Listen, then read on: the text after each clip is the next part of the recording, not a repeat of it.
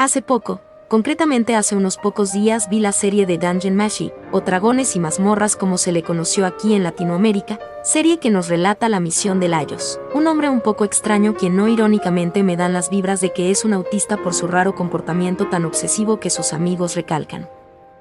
Quien se adentra en la mazmorra, no esa no, ándale es así, con una noble misión, rescatar a su hermana Falin quien fue devorada por un dragón. Una serie claramente inspirada en una típica partida de calabozos y dragones, de forma similar a otras obras muy conocidas como por ejemplo Goblin Slayer, Quack o incluso Doom, ya que sí. Todas estas tienen muchas inspiraciones en el mundo de calabozos y dragones creados por sus autores. Pero lo que más me llamó la atención sobre esta serie, que de hecho solo tiene una sola temporada y ya quiero que saquen la segunda, es la relación entre los hermanos Layoa y Falin. Dejando de lado que tras leer cierto manga hentai ya no puedo verles de la misma manera, hay un pensamiento que siempre me rondo por la cabeza, una comparación con otra cierta relación de hermanos.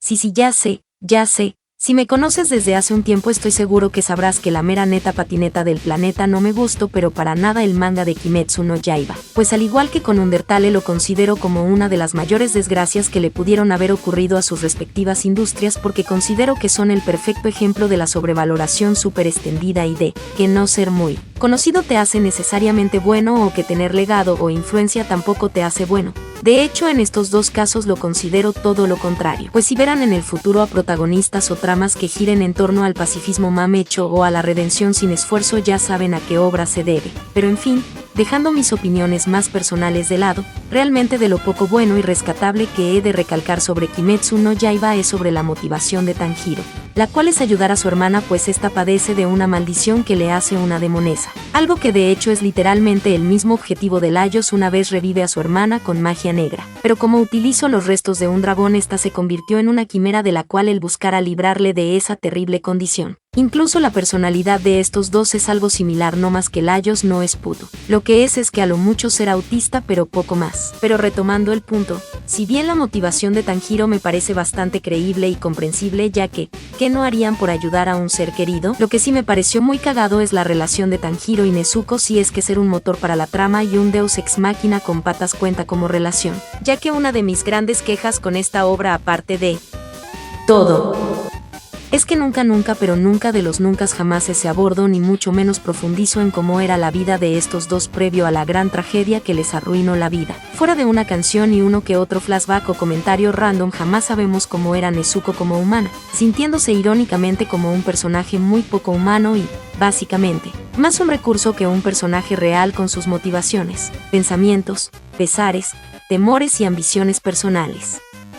En cambio nos dan una loli que a veces se pone bien buenota. Ahora, cabe aclarar el por qué decidí comparar específicamente a estas dos parejas en vez de con otras muchísimo más conocidas y narrativamente más ambiciosas o complejas, como puede ser con Edward y Alpones de Fullmetal Alchemist. Por ejemplo, pues porque hacer eso sería como comparar una tormenta con un vaso de agua, así que mejor decidí comparar una botella con un vaso, pues es mucha más justa la comparación. No llamaría a Dungeon Meshi una obra maestra. ¿Obra maestra? Tampoco diría que es el manga o anime más complejo y narrativamente ambicioso de la década ni de su mismo año de estreno. Lo que sí diría es que es una serie excelente para pasarla bien con amigos, pues además de una trama sencilla tiene una construcción de mundo entendible y coherente junto a una perspectiva más naturalista de los típicos monstruos de los juegos de rol. Típicos.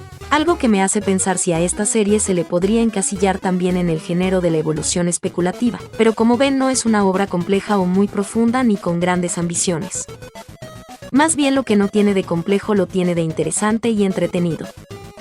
Y aclaro esto porque uno de los argumentos más repetidos para defender a Kimetsu no Yaiba es la simplicidad, cosa que en lo personal considero un garrafal error, pues no por ser simple tienes que ser mediocre.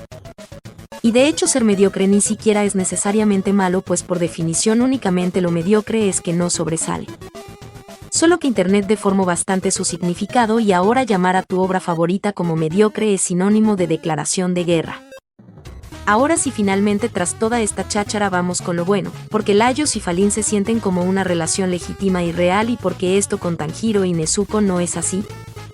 Pues es muy sencillo y es un punto que ya hablé, y es sobre el trasfondo, o mejor dicho el pasado que se nos expone sobre Laios y Falin. ¿Recuerdan todo lo que he dicho de la actitud autista de Laios? A ver, según la autora, ya que sí, al igual que Kimetsu Dungeon Meshi fue escrito por una mujer, Laios no es autista, pero de hecho su actitud sí está explicada en el propio manga, ya que como le dijo a su amigo el samurái. No esperen, mejor lo explicaré a mi modo.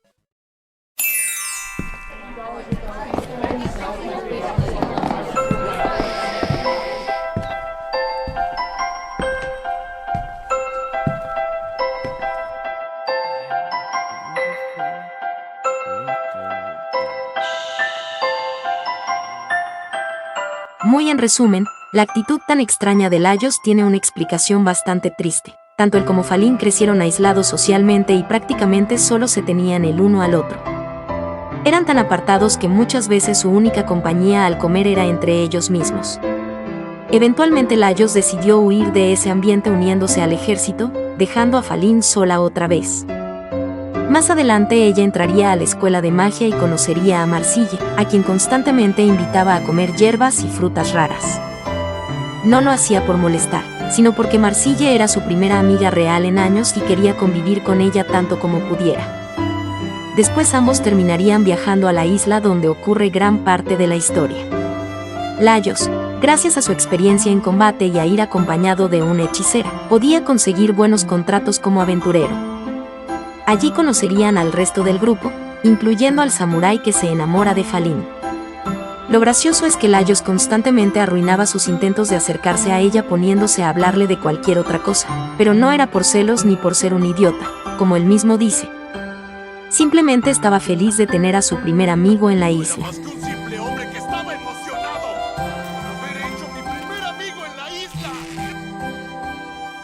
Y ahí está la clave de por qué la relación entre Laios y Falin funciona tan bien.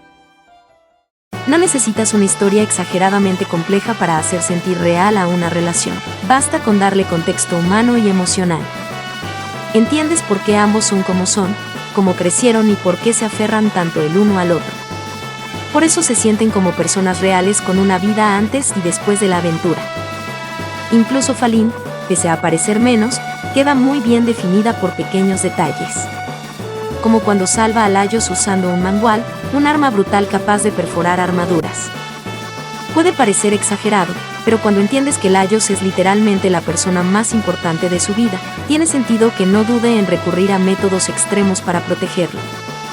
Lo mismo pasa con la comida. Tanto la obsesión de Laios como la insistencia de Falin en compartir comida con Marcille parecen una forma de conectar emocionalmente con otros y sobrellevar su soledad. Y justamente eso es lo que siento que nunca ocurre con Tanjiro y Nezuko. Entiendes por qué Tanjiro quiere salvarla, porque es lo único que le queda, pero fuera de eso casi nunca se profundiza en quienes eran realmente como personas antes de la tragedia. No hay suficiente tiempo para ver cómo convivían, cómo se entendían o qué hacía especial su relación más allá del amor familiar básico.